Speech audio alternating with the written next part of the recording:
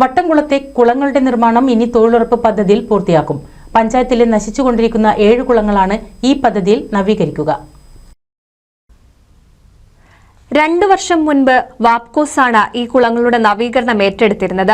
വട്ടംകുളം, നാങ്കുളം, ചോലക്കുളം എന്നിവയുടെ പ്രാഥമിക ജോലികൾ ആരംഭിക്കുകയും ചെയ്തു. വശങ്ങളിൽ കരിങ്കല്ലുകൊണ്ട് കെട്ടുന്ന ജോലികളാണ് ആരംഭിച്ചത്. മഴ പെയ്തതോടെ ജോലികൾ നിലച്ചു. കുളങ്ങളിലെ മണ്ണ് നീക്കം ചെയ്യുന്ന ജോലി ആരംഭിച്ചതോടെ അരിക് ഇടിയുമെന്ന ആശങ്കയായി. സമീപത്ത് താമസിക്കുന്ന കുടുംബങ്ങൾക്കും ഇത് ഭീഷണിയായി. അന്നത്തെ എസ്റ്റിമേറ്റിൽ ജോലി പൂർത്തീകരിക്കാൻ കഴിയില്ലെന്നും കരാർ കാലാവധി നീട്ടി നൽകണമെന്നും ആവശ്യപ്പെട്ട് കരാർ കമ്പനി കോടതിയെ സമീപിച്ചതോടെ ജോലികൾ പാതിവഴിയിൽ നിലച്ചു. ഇത് പ്രതിഷേധത്തിനിടയാക്കിയതോടെ പഞ്ചായത്ത് പ്രസിഡന്റ് NA നജീബിന്റെ നേതൃത്വത്തിൽ യോഗം ചേർന്ന കരാർ കമ്പനിയെ ഒഴിവാക്കി ശേഷിക്കുന്ന ജോലികൾ NREGOS തൊഴിലുറപ്പ് പദ്ധതി പ്രകാരം ആരംഭിക്കാൻ തീരുമാനിക്കുകയായിരുന്നു. വട്ടംകുളം, നാങ്കുളം, ചോലക്കുളം എന്നിവയുടെ ജോലികളാണ് ഈ പദ്ധതി പ്രകാരം പൂർത്തീകരിക്കുക. കരാർ കമ്പനി തുടങ്ങിവെച്ച ഏതാനും ജോലികൾ കൂടി പൂർത്തീകരിക്കേണ്ടതുണ്ട്.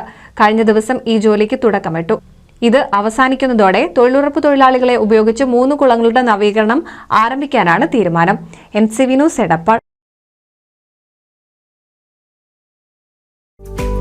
കേരളത്തിലെ number 1 broadband cable TV network കമ്പനിയായ കേരള വിഷൻ ഇന്ന് ഇന്ത്യയിലെ ആദ്യ 10 ബ്രോഡ്ബാൻഡ് കേബിൾ TV സേവനദാതാക്കളുടെ പട്ടികയിൽ ഇടം നേടിയിരിക്കുന്നു. Vision success.